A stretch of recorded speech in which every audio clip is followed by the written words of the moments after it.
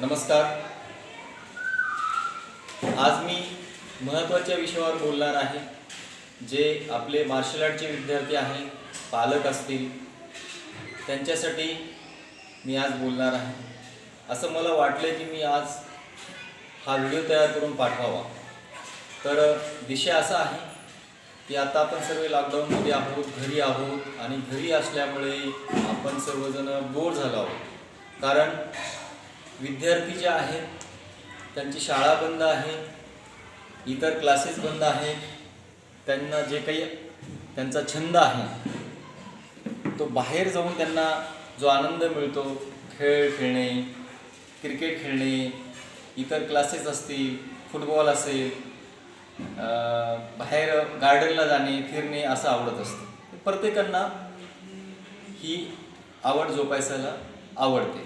पण आता आपण सगळे लॉकडाऊनमध्ये आहोत, घरामध्ये फक्त टी व्ही चालू आहे आणि टी व्ही बघत बघत सगळे परेशान आहेत म्हणल्यापेक्षा नुसत्या न्यूज कोरोनाच्या येत आहेत. अशामध्ये सर्व काही बरेच जण डिप्रेशनमध्ये जाण्याची याच्यामध्ये संभावना आहे. तर माझं वैयक्तिक मत असं आहे की मी मार्शल आर्ट स्पोर्ट टीचर आहे. मी रोज 6 ते 7 घंटे मार्शल आर्टची प्रॅक्टिस करत असतो. या प्रॅक्टिसमुळे मला खूप चांगला आनंद मिळतो आणि माझी पूर्ण फॅमिली कराटे करते, योगा करते, त्यांच्यासोबत सकाळी प्रॅक्टिस होते, इव्हिनिंगला प्रॅक्टिस होते आणि आम्ही न्यूज फार कमी बघत असतो. काय होत चाललं आहे आता सध्याच्या घडीला, सर्वजण आपण कंटिन्यू टी व्ही आपल्या घरामध्ये असल्यामुळे एकमेव असं साधन आहे आपल्याला ते बघण्यासाठी. त्यामुळे मुलंसुद्धा आपल्या आजूबाजूला आपले बसलेले असतात, पालकसुद्धा टी व्ही बघत असतात आणि कोरोनामुळे सगळं ट्रेस होत चाललेलं आहे. एवढे पेशंट निघले, असं आहे तसं आहे. कोरोनामधून बरेचसुद्धा खूप पेशंट होत आहेत आणि परिस्थितीसुद्धा फार गंभीर आहे. त्याच्यामुळे कोरोना हा एक ठराविक वेळेमध्ये आपल्याकडे राहणार आहे आणि तो हळूहळू निघून जाणार आहे. पण निगेटिव्हिटी आणि पॉझिटिव्हिटी, आपल्याला पॉझिटिव्हिटी ठेवायची आहे, सकारात्मक दृष्टिकोन ठेवायचा आहे. त्यामध्ये अँटीबॉडीज आपल्यामध्ये कशा निर्माण होतील, लस घेतल्यानंतरच अँटीबॉडीज निर्माण होतील का? ठीक आहे, लस घेणं हे आत्ताच्या घडीला चांगलं आहे. पण मला असं वाटतं सगळ्यात महत्त्वाचा विषय असा आहे की आपले जे आता मुलं आहेत, पालक आहेत, घरामध्ये आहेत, एकत्र बसून काही खेळ खेळत असतील तर त्यांच्यामध्ये अँटीबॉडीज निर्माण होईल. हसत असतील, मुलांबरोबर काही योगा करतील. आता मुलांना आपल्या मार्शल आर्ट कराटे फार चांगलं येतं आहे. पालकांनी जर हसत खेळत त्यांच्याकडून म्हटलं की दाखव बरं तुला काय येतं, कराटेमध्ये काय येतं, तुला काय मुवमेंट येतात, मला शिकव बरं. यामध्ये काय होईल, आनंद निर्माण होईल, अँटीबॉडीज निर्माण होतील, तुमचं माइंड सेट होईल, तुम्हाला हॅपी कुठं राहता येईल, तुम्हाला आनंद कुठे मिळेल. मुलं ज्यावेळेस पळत पळत तुमच्या अंगावर येतात, पप्पा पप्पा म्हणतात, त्यावेळेस तो एक आनंद वेगळा असतो. त्याचबरोबर अजून दुसरी गोष्ट म्हणजे सांगायची म्हटलं तर, मुलं ज्यावेळेस घरात आहेत, तुम्हीसुद्धा घरात आहात आणि घरात असल्यामुळे मुलासोबत खेळणे, मग खेळायचे खूप प्रकार आहेत. तुम्हाला काय खेळा वाटेल ते खेळा, पण खेळा, याने आनंद मिळेल, तुमच्या आतमध्ये अँटीबॉडीज निर्माण होतील. पण आपण नुसतं टी व्ही बघत राहिलो तर आपल्याला कोरोनाचे पेशंट किती आहेत, न्यूज काय सांगत आहेत याने ट्रेस मिळत आहे. त्यामुळे कमीत कमी टी व्ही बघा, घरातल्या आपल्या पत्नीसोबत काहीतरी खेळ खेळा, मुलासोबत खेळ खेळा. मुलांना फार उत्तम कराटे येतं, त्यांच्याकडून काहीतरी शिका, योगा करा. यामुळे काय होईल की मुलंही म्हणतील अरे आम्हाला काहीतरी येत आहे ना, आम्ही आमच्या आई पप्पांना शिकवत आहे. त्यामुळे आनंद मिळेल. हसून खेळून करा. ह्या गोष्टी आता सध्या लॉकडाऊनमध्ये आपण सध्या घरी असल्यामुळे हे करू शकतो. त्याचबरोबर मुलांना तुम्ही स्वतः काही गोष्टी शिकवा की ज्या ट्रेस होणार नाहीत, त्यांना त्यापासून कुठलाही त्रास होणार नाही, त्यांना आनंद मिळेल अशा गोष्टी करा. त्याचबरोबर घरामध्ये काही पक्वान असतील तेही बनवा. मुलांना काय आवडतं तेही करा. आईनं जर या गोष्टी केल्या तर अजून मुलांना आनंद मिळेल.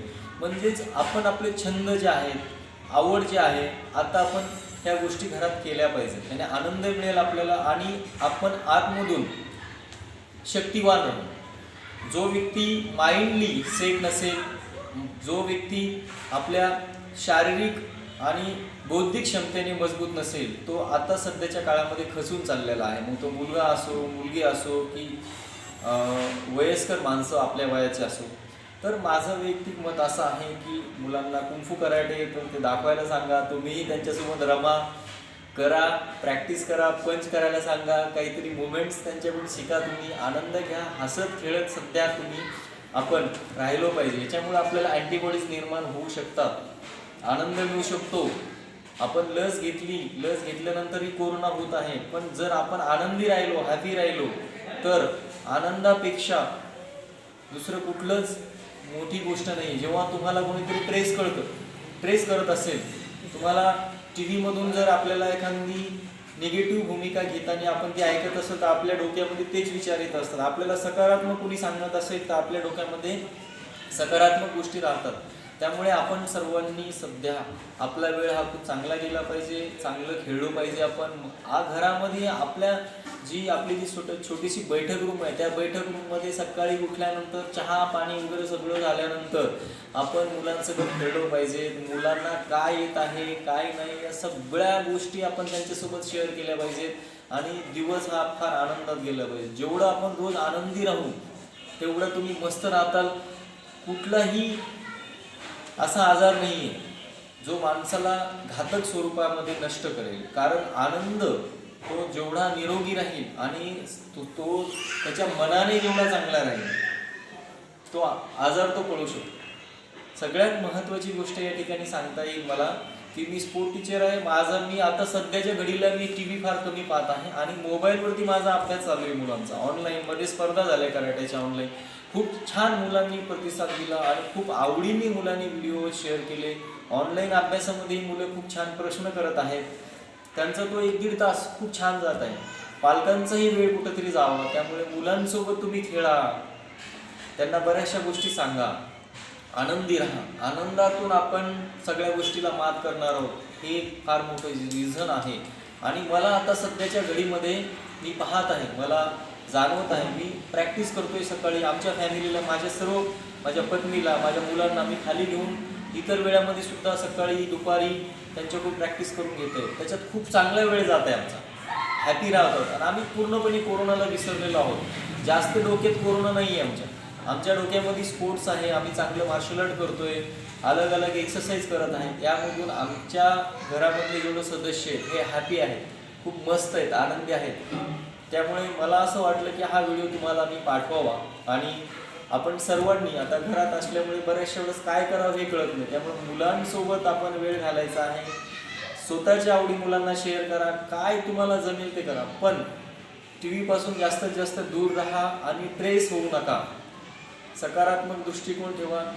बघा, आपण कोरोनापासून लवकरच आपल्याला मुक्तता मिळेल. आणि सध्याच्या घडीला आपण घरात आहोत, त्यामुळे आपण आपल्या सहकुटुंबासोबत आनंदी राहिलो पाहिजे. एकमेकांचे मनोगत व्यक्त करा, हॅपी राहा. आणि जर नक्कीच कुठंतरी आपल्याला वाटत असेल की आज आपण निराश झालेलो आहोत, त्यावेळेस सुद्धा तुम्ही आनंदीच राहा, आतून तुम्ही नाराज राहू नका. आणि बऱ्याच जणांना वाटत आहे की आपण घराच्या बाहेर सध्या पडावं, जावं. मला काल एका आमच्या विद्यार्थ्यांनी प्रश्न केला, सर कराटे क्लास कधी सुरू होणार?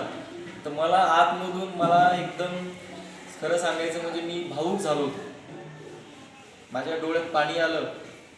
मला मुलांनी विचारलं, सर कराटे क्लास कधी सुरू होणार? कारण आमची जी विद्यार्थ्याची जी गुरु शिष्याचं जे आमचं नातं आहे, कधी सुरू होणार म्हटल्यानंतर त्या ठिकाणी मी भाऊक याच्यासाठी झालो की क्लासेससाठी मुलं आता तरसत आहेत. त्यांना वाटत आहे की सर कधी क्लास सुरू करतील, आम्ही कधी जावं आणि अजून चांगलं उत्तम प्रशिक्षण घ्यावं.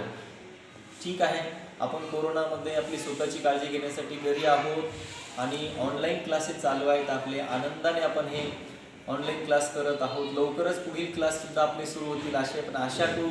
सगळे सुखरूप राहा, आनंदी राहा, खेळा, मौज मजा करा, खा प्या, मस्त राहा, पण मानसिक त्रास कोणी घेऊ नका. धन्यवाद. प्रशिक्षक पवन घुगे.